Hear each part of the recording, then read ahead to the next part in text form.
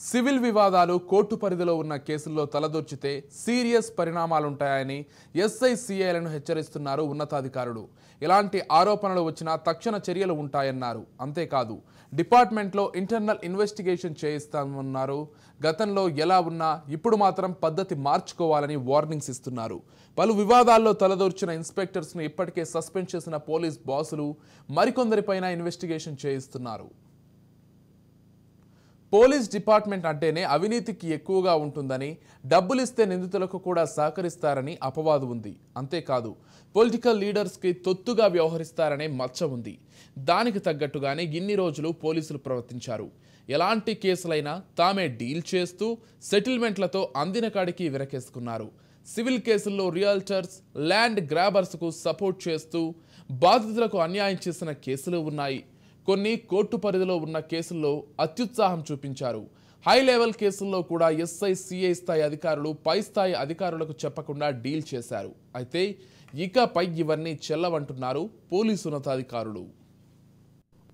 కాంగ్రెస్ ప్రభుత్వం ఏర్పడ్డాక ప్రజల సమస్యలు, ఇబ్బందులు ప్రభుత్వం దృష్టికి తీసుకురావడానికి ప్రజావాణి ఏర్పాటు చేశారు. ప్రతి మంగళవారం, శుక్రవారం ప్రజావాణిలో పోలీసులపై కూడా భారీగా కంప్లైంట్స్ వస్తున్నాయి. సివిల్ వివాదాల్లో బాధితులను బెదిరించడం, కోర్టు కేసుల్లో తలదూర్చడం, నోటీసులు ఇవ్వకుండా పంపించి ధమ్కీలు ఇవ్వడం, సెటిల్మెంట్ చేసుకోవాలని బెదిరించడం లాంటివి చేశారని పోలీసులపై ఫిర్యాదులు వస్తున్నాయి. ప్రజావాణిలో పోలీసులపై వచ్చిన కంప్లైంట్స్పై స్పెషల్ బ్రాంచ్ ఇంటెలిజెన్స్ పోలీసులతో విచారణ చేయిస్తున్నారు పోలీసు ఉన్నతాధికారులు. విచారణలో పోలీసుల పాత్ర ఉందని తెలితే శాఖాపరమైన చర్యలు తీసుకుంటామని చెబుతున్నారు.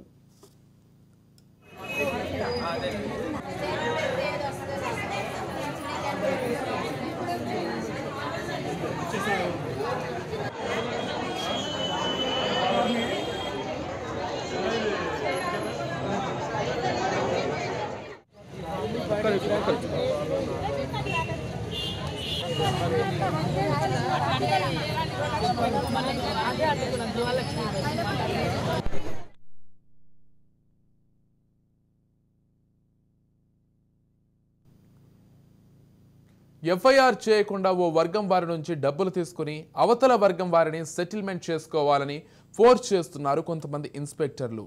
ఇలాంటి ఫిర్యాదులు ప్రజావాణిలో నమోదవుతున్నట్లు సమాచారం. ఇక ఎక్కడ ఇలాంటి సంఘటనలు ఉన్నతాధికారులకు కంప్లైంట్ చేయాలని సూచిస్తున్నారు పోలీసులు. ఇక పలు వివాదాస్పదమైన కేసుల్లో ఆయా కేసుల తీవ్రతను బట్టి ఏసీపీ, డీసీపీ, పోలీస్ కమిషనర్లకు సమాచారం ఇవ్వాలని లా అండ్ ఆర్డర్ ఇన్స్పెక్టర్లకు ఆదేశాలు ఇచ్చారు పోలీసు ఉన్నతాధికారులు.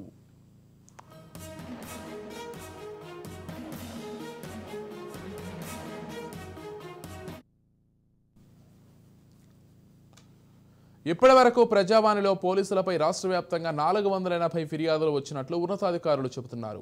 వీరందరిపై ఇన్వెస్టిగేషన్ చేయిస్తామంటున్నారు. మరోవైపు ఇప్పటికే పలు వివాదాల్లో తలదూర్చిన ఇన్స్పెక్టర్లపై సస్పెన్షన్ వేటు వేశారు. హైదరాబాద్, సైబరాబాద్ పోలీస్ బాస్లు, సైబరాబాద్ పరిధిలో 2 సిఐలు, 1 ఎస్ఐని సస్పెండ్ చేయగా 2 ఇన్స్పెక్టర్లను హెడ్ ఆఫీస్కు అటాచ్ చేశారు. హైదరాబాద్ పరిధిలో పంజాగుట్ట సిఐని సస్పెండ్ చేశారు. మొత్తంగా హైదరాబాద్, సైబరాబాద్, రాచకొండ కమిషనరేట్ల పరిధిలో మరో 18 మంది ఇన్స్పెక్టర్ స్థాయి అధికారులపై ఇన్వెస్టిగేషన్ జరుగుతోందని పోలీసు ఉన్నతాధికారులు చెబుతున్నారు. ఆరోపణలు నిజమని తేలితే వారిపై చర్యలు ఉంటాయని చెబుతున్నారు.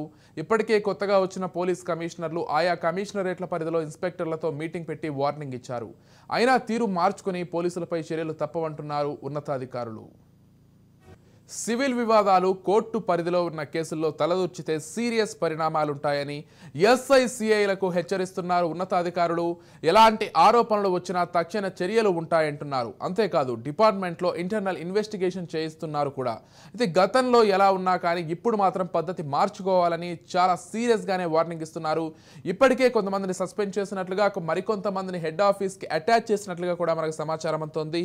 మొత్తంగా ఇదే అంశానికి సంబంధించి మరింత సమాచారం అందించడానికి మా ప్రతినిధి విక్రాంత్ ఫోన్ ద్వారా సిద్ధంగా ఉన్నారు. చెప్పండి విక్రాంత్, మొత్తంగా ఏదైతే ప్రజావాణి కార్యక్రమానికి సంబంధించి కూడా పోలీసులపై లేకపోతే కొంతమంది ఇన్స్పెక్టర్లపై కూడా అనేక కంప్లైంట్స్ వస్తున్నట్లుగా తెలుస్తోంది. ఇదే నేపథ్యంలో ఇలాంటి ఒక సీరియస్ డెసిషన్ పోలీసు ఉన్నతాధికారులు తీసుకున్నట్లుగా కూడా తెలుస్తోంది.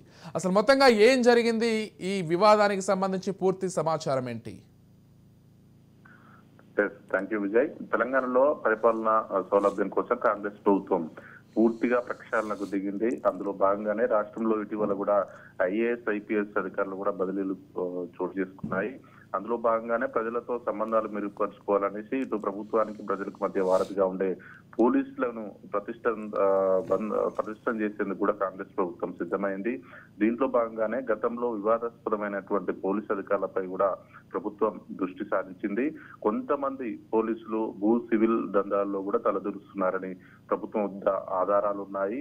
వీరిపై చర్యలకు కూడా ప్రభుత్వం సిద్ధమవుతోంది. వాస్తవానికి ప్రజల సమస్యలు వినడం కోసం ఏర్పాటు చేసినటువంటి వారానికి 2 రోజులు కూడా ఇటు మంగళవారం శుక్రవారం కూడా ప్రజావాణి కార్యక్రమం కూడా కాంగ్రెస్ ప్రభుత్వం ఏర్పాటైన రోజు నుంచే కూడా ప్రజావాణి కార్యక్రమం ప్రారంభమైంది. ఈ ప్రజావాణి కార్యక్రమానికి సైతం కూడా 480కి పైగా అంటే దాదాపు 500 మంది పోలీసులపై కూడా ప్రజావాణిలో ప్రజలు తమ ఆరోపణలు చేస్తా ఉన్నారు పోలీసులపై.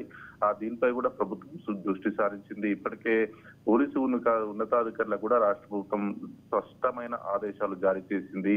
ఎలాంటి సెటిల్మెంట్లు, భూ వివాదాలు, ల్యాండ్ సెటిల్మెంట్లు చేపట్టకుండా ఉన్నతాధికారులు చర్యలు తీసుకోవాలని కూడా ప్రభుత్వం ఆదేశాలు జారీ చేసింది. తీరు మార్చుకోకపోతే పోలీసులపై కఠిన చర్యలు తప్పవని కూడా ఉన్నతాధికారులు హెచ్చరిస్తా ఉన్నారు. అత్యంత పారదర్శకంగా కూడా ప్రజలతో పోలీసులు మమేకం అవ్వాలని, ఫ్రెండ్లీ పోలీసులుగా ఉండాలని కూడా రాష్ట్ర ప్రభుత్వం పోలీసుల్ని కోరుతా ఉంది. ప్రధానంగా గ్రేటర్ హైదరాబాద్ కు సంబంధించి కూడా సెటిల్మెంట్లకు కొంతమంది పోలీసులు పెద్ద ఎత్తున చేస్తున్న నేపథ్యంలో కూడా పోలీసు ఉన్నతాధికారులు వారిపై ఆగ్రహంతో ఉన్నారు. ఇప్పటికే ఇలాంటి సమస్యలపై కూడా ప్రజలు ప్రజావాణిలో మొరపెట్టుకుంటున్నారు. దాదాపు ఈ నేపథ్యంలోనే 500 మంది పోలీసులపై కూడా ఫిర్యాదులు వచ్చినట్లు తెలుస్తా ఉంది. వీటిపై చర్యలు తీసుకుంటే మిగతా వారు తీరు కూడా మార్చుకుంటారనే ఉద్దేశంలో కూడా పోలీసు ఉన్నతాధికారులు అదేవిధంగా రాష్ట్ర ప్రభుత్వం కూడా ఉంది. దానిపైనే సమాలోచనలు చేస్తా ఉన్నారు. పోలీసు ఉన్నతాధికారులు కూడా ఇప్పటికే కింది స్థాయి అధికారులకు, కింది స్థాయి పోలీసులకు కూడా ఇప్పటికే స్పష్టమైన ఆదేశాలు జారీ చేశారు. ఎలాంటి వివాదాలకు తావు లేకుండా కూడా విధి నిర్వహణ ఉండాలనే ఉద్దేశంతోనే పోలీసు ఉన్నతాధికారులు అనేక సార్లు మీటింగ్లు పెట్టుకొని కూడా, సమావేశాలు పెట్టుకొని కూడా చర్చించిన సందర్భం కనిపిస్తా ఉంది. ఇటీవల 31st సందర్భంలో కూడా, ఇయర్ ఎండింగ్ సందర్భంలో కూడా ఉన్నతాధికారులు కింది స్థాయి పోలీసులతో కూడా సమావేశం ఏర్పాటు చేసుకున్న సమయంలో కూడా ప్రధాన ఎజెండా కూడా పోలీసు ప్రవర్తన మీదనే దృష్టి పెట్టింది ఉన్నతాధికారులు. ప్రవర్తన కొత్త ప్రభుత్వంలో మార్చుకోకపోతే పరిణామాలు తీవ్రంగా ఉంటాయి. ఎందుకంటే రాష్ట్ర ప్రభుత్వ పార్టీలు మారిన సందర్భంలో కూడా, గతంలో BRS ప్రభుత్వం ఉన్న నేపథ్యంలో, ప్రజెంట్ పార్టీలు కాంగ్రెస్ ప్రభుత్వం వచ్చిన నేపథ్యంలో కూడా గతంలో ఏదైతే కొంతమంది రాజకీయ నాయకులు కావచ్చు, అధికారులకు కావచ్చు, వారి చెప్పు చేతుల్లో ఉన్న అధికారులు కూడా తీరు మార్చుకోవాలనేసి కూడా కొంచెం ఆగ్రహంతో కూడా ఉన్నతాధికారులు కింది స్థాయి పోలీసులకు కూడా వార్నింగ్ ఇచ్చిన పరిస్థితి ఉంది. ఈ నేపథ్యంలోనే ఇప్పటికే కూడా ఈ ప్రజావాణి కార్యక్రమంలో కూడా అనేక సమస్యలు వస్తున్న సందర్భంలో కూడా ప్రధానంగా పోలీసు శాఖ పైన కూడా దాదాపు 500 మంది ఫిర్యాదు చేసిన నేపథ్యంలో కూడా వాటిపైన కూడా రాష్ట్ర ప్రభుత్వం దృష్టి సారించింది. ఈ నేపథ్యంలోనే ఈ పోలీసు ఉన్నతాధికారులు కూడా ఈ ఎవరి మీద అయితే ఫిర్యాదు వచ్చిందో వారి మీద చర్యలు తీసుకుంటే మిగతా వారికి కూడా ఇలాంటి పనులకు పూరుకోరనే ఒక ఉద్దేశంతో కూడా ఉన్నతాధికారులు ఉన్నట్టు తెలుస్తా ఉంది. దానికి సంబంధించి రానున్న రోజుల్లో అతి తొందరలోనే వీరిపై కూడా చర్యలు తీసుకునే అవకాశం మాత్రం కనిపిస్తా ఉంది. విజయ్.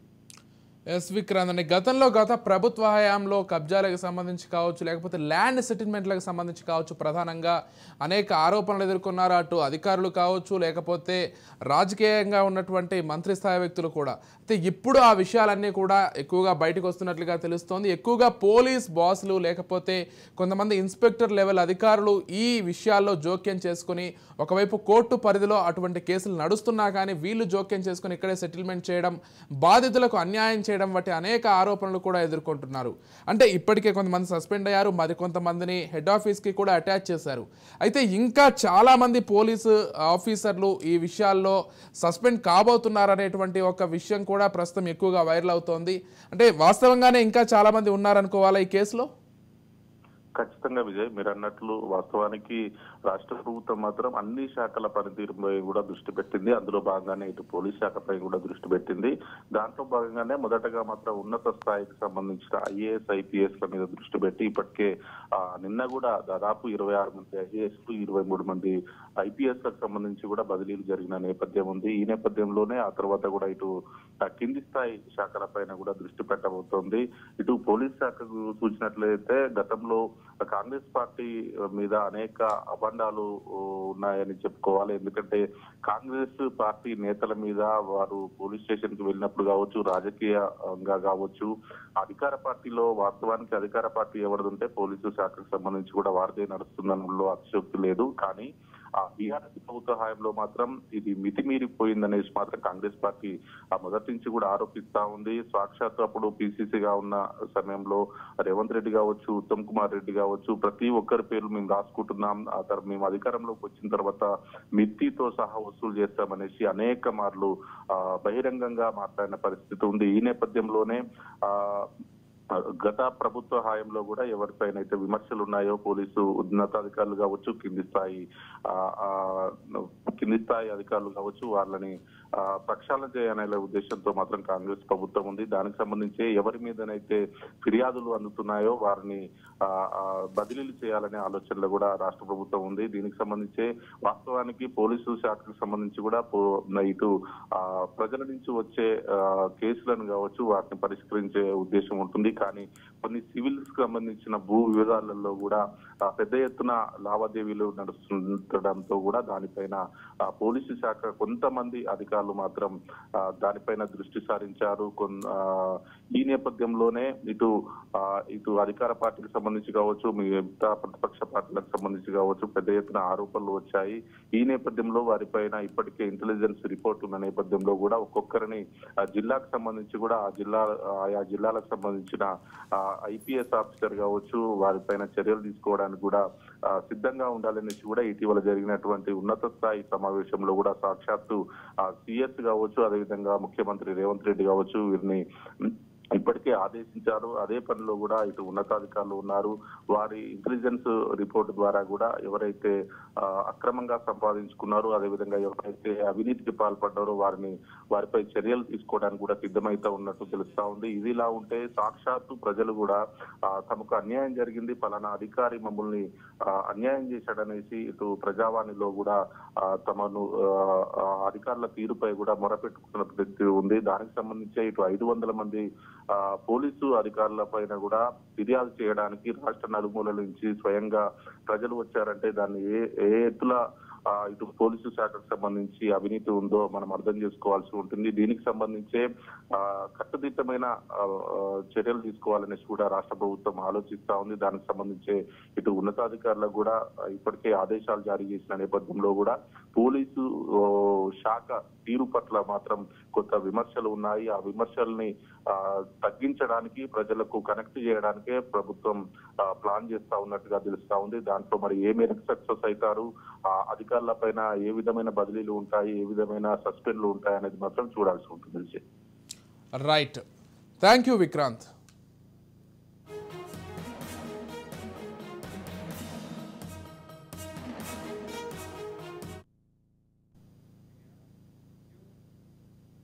రైట్, గత ప్రభుత్వంలో అనేక కేసులకు సంబంధించి పోలీసు ఉన్నతాధికారులు ఒకవైపు కోర్టుల్లో ఆ కేసులు నడుస్తున్నప్పటికీ డైరెక్ట్గా ఇన్వాల్వ్ అయ్యి బాధితులకు అన్యాయం చేశారని అనేక ఆరోపణలు ఎదుర్కొంటున్నారు.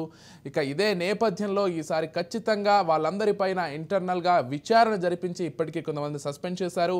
మరికొంతమంది కూడా ఈ లిస్టులో ఉన్నట్లుగా ఇప్పటికే సమాచారం అంతోంది. మరికొంతమందిని హెడ్ ఆఫీస్కు కూడా బదిలీ చేస్తూ ఇప్పటికే పోలీసు ఉన్నతాధికారులు అయితే కొన్ని చర్యలు తీసుకున్నారు. ఇది ఖచ్చితంగా ఎవరైతే గతంలో కావచ్చు భవిష్యత్తులో కావచ్చు చేయాలనుకుంటున్నారో వాళ్ళందరికీ కూడా తగిన గుణపాఠం చెబుతామని పోలీసు ఉన్నతాధికారులు అయితే హెచ్చరిస్తున్నారు. ఇదే అంశానికి సంబంధించి పూర్తి సమాచారం అందించడానికి మా ప్రతినిధి ఇన్నారెడ్డి లైవ్ ద్వారా సిద్ధంగా ఉన్నారు. ఎస్, చెప్పండి ఇన్నారెడ్డి. విజయ్, మనం గమనించవచ్చు గత ప్రభుత్వంలో పోలీసుల అరాచకాలు చాలా దారుణంగా ఉన్నాయని చెప్పుకోవచ్చు. అంటే గత ప్రభుత్వంలో ఎమ్మెల్యేలే తమకు అనుకూలంగా ఉన్న ఇన్స్పెక్టర్లను కావచ్చు, పోలీసులను కావచ్చు, తమ పరిధిలో పోలీస్ స్టేషన్లో డ్యూటీ ఇవ్వడం, తర్వాత వాళ్ళు ఇష్టారాజ్యంగా అంటే ఎవరి మీదైనా సరే కంప్లైంట్ ఇవ్వడం, వాళ్ళని అక్రమంగా నిర్బంధించడం, తర్వాత సివిల్ నేచర్ ఉన్న కేసుల్లో కూడా పోలీసులు తరచూచడం. జడ్జిమెంట్ చాలా స్పష్టంగా చెప్తున్నాయి, కోర్టు చాలా స్పష్టంగా చెప్తున్నాయి. సివిల్ నేచర్ ఉన్న కేసుల్లో పోలీసు ఇన్వాల్వ్ కాకూడదు, ప్రాథమిక విచారణ జరిపి ఇమీడియట్గా దాన్ని కోర్టుకు సరెండర్ చేయాలని చెప్తున్న విషయాన్ని చాలా స్పష్టంగా చెప్తున్నప్పుడు కూడా అదే రకమైన మెంటాలిటీతో తర్వాత సివిల్ నేచర్ ఉన్న కేసుల్లో కూడా ఇన్వాల్వ్ అయిన సందర్భం ఉంది.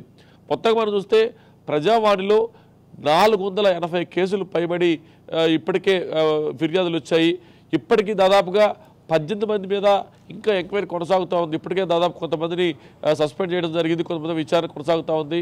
మరి ఈ నేపథ్యంలోనే మనకు తెలిసి దాదాపుగా మనం గచ్చిబౌలి కావచ్చు, తర్వాత మాదాపూర్ ఏరియాలో కావచ్చు ఈ రకమైన దందాలు ఎక్కువ కొనసాగాయని చెప్పని.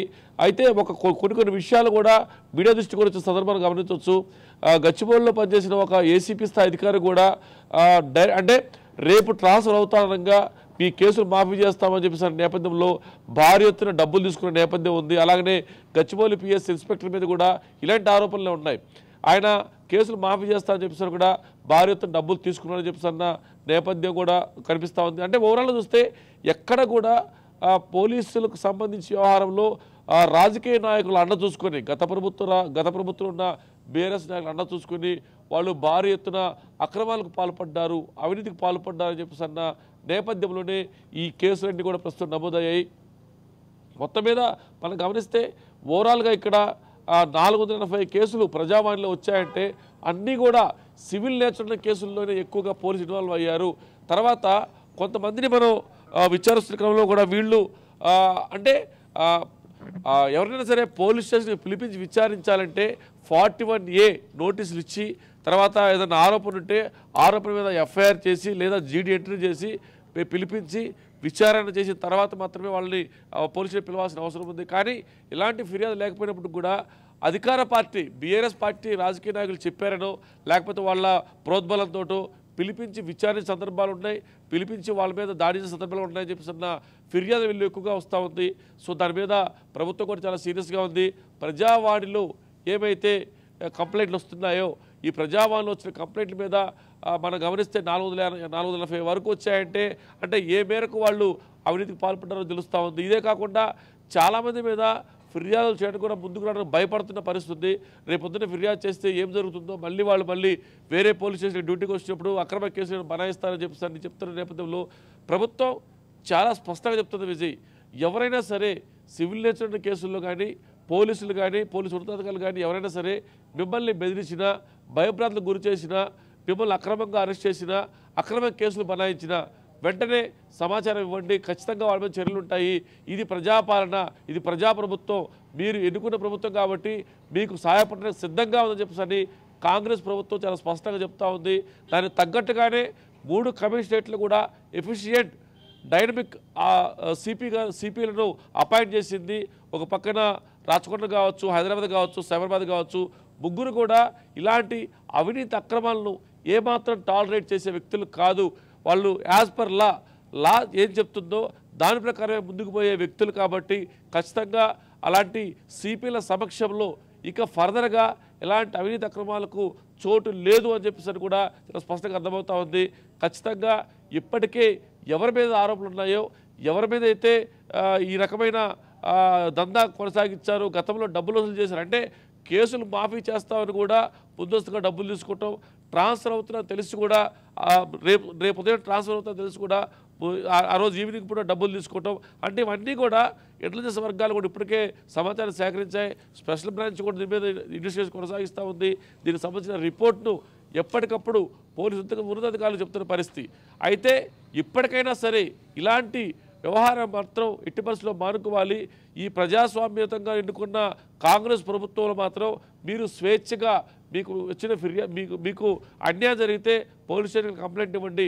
ఒకవేళ కనుక ఎవరైనా ఎస్ఐలు కానీ సిఐలు కానీ కింది స్థాయి సిబ్బంది కానీ ఎవరైనా సరే మిమ్మల్ని అక్రమంగా ఇబ్బంది పాలు చేసినా అక్రమ కేసులు పెట్టినా ఇమ్మీడియట్గా పోలీసు ఉన్నతాధికారులు దృష్టి తీసుకెళ్ళండి. ఏసీపీ కావచ్చు, డీసీపీ కావచ్చు, అవసరం అనుకుంటే సిపి స్థాయి అధికారులు కూడా మధ్యాహ్నం పూట 3 గంటల నుంచి దాదాపు 5 గంటల వరకు కూడా వాళ్ళు ప్రజా సమస్యలు పరిష్కరించడానికి కొంత సమయాన్ని కూడా ప్రజలకు కేటాయిస్తున్నారు. ఎంత బిజీగా ఉన్నప్పుడు కూడా ఖచ్చితంగా మీరు ఇచ్చిన ఫిర్యాదును స్వీకరించి ఆ ఫిర్యాదు మీద ఎంక్వైరీ చేసి అది కనుక నిజంగా అయితే మాత్రం ఎట్టి పరిస్థితుల్లో ఉపేక్షించేది లేదని చెప్పేసి కూడా కరాఖండిగా చెప్తున్న పరిస్థితి ఇప్పటికే మనం చూసాం. దాదాపుగా 3 ఇన్స్పెక్టర్లు తర్వాత ఎస్ఐలు తర్వాత చివరకు ఒక ఐపీఎస్ అధికారి మీద ఆరోపణ కూడా ఆయన పిలిపించి విచారించారు. అంటే స్థాయి అధికారి ఏ స్థాయి అయినా సరే నిజంగా అవినీతి మనకు అంటుకుంటే అవినీతి కనుక పాల్పడితే మాత్రం ఇట్టి పరిస్థితుల్లో ఉపేక్షించేది లేదని చెప్పడానికి ఎగ్జాంపుల్గా మనం సస్పెన్షన్ గురైన వ్యక్తులు ఉండొచ్చు. ఇంకా దాదాపుగా 18 మంది మీద ఆరోపణలు వచ్చిన నేపథ్యంలో డిపార్ట్మెంటల్ ఎంక్వైరీ కొనసాగుతూ ఉంది. ఆ డిపార్ట్మెంట్ ఎంక్వైరీలు కనుక నిజాలు తేలితే మాత్రం డెఫినెట్గా వాళ్ళని కూడా సస్పెండ్ చేస్తా అని చెప్తుంది. ఇప్పుడు దాదాపుగా ఈ 480 ఏవైతే ప్రజావాణిలో ఫిర్యాదులు వచ్చాయో ఆ వచ్చిన ఫిర్యాదుల మీద కూడా ఎస్బీఐ ఎంక్వైరీ కొనసాగుతూ ఉంది. ఇంటెలిజెన్స్ కూడా ఆరాధిస్తూ ఉంది. ఓవరాల్గా మనం ఇచ్చిన ప్రతి ఫిర్యాదు మీద కూడా యాక్షన్ మాత్రం తప్పకుండా ఉంటుంది. ఖచ్చితంగా సరే మీకు సంబంధించి ఎలాంటి అన్యాయం జరిగినా కానీ పోలీసులు సివిల్ నేచర్ కేసులు ఇన్వాల్వ్ అయినా కానీ కేసులు మాఫీ చేస్తామని అక్రమ కేసులు బనాయించిన సందర్భాలు చాలా ఉన్నాయి. సో ఒక పోలీస్ స్టేషన్లో ఒక కేసు కనిపెడితే రెండో పోలీస్ స్టేషన్లో కావాలని చెప్పేసి ఆ పేర్లు ఇంక్లూడ్ చేసి వాళ్ళు భయభ్రాంతులకు గురి చేసిన సందర్భాలు కూడా ఉన్నాయి. రాచకొండలో కూడా నకిలీ సీడ్స్ వ్యవహారం కూడా ఇలాంటి ఘటనలు చోటు చేసుకొని కొంతమంది మీద కేసు కూడా నమోదు చేసిన పరిస్థితి ఉంది. వీటన్నిటి మీద కూడా ఓవరాల్గా సైబరాబాద్ కావచ్చు, హైదరాబాద్ కావచ్చు, రాచకొండ కావచ్చు, ఎక్కడైనా సరే సివిల్ నేచర్ ఉన్న కేసుల్లో కావచ్చు, అక్రమ కేసులు కావచ్చు, తర్వాత బెదిరింపులకు కావచ్చు, రాజకీయ నాయకుల పలుకుబడి కనుక పోలీసు మాత్రం ఎట్టి పరిస్థితులు ఉపేక్షించలేదని పోలీసు యంత్రాంగం చెప్తా ఉంది. డిపార్ట్మెంట్ ఎంక్వైరీ కొనసాగుతూ ఉంది. మీరు ఇచ్చిన ఫిర్యాదు మీద తప్పకుండా ఎంక్వైరీ మాత్రం కొనసాగుతుందని చెప్పని ప్రభుత్వం హామీ ఇస్తా ఉంది. Vijay right, thank you Inna Reddy.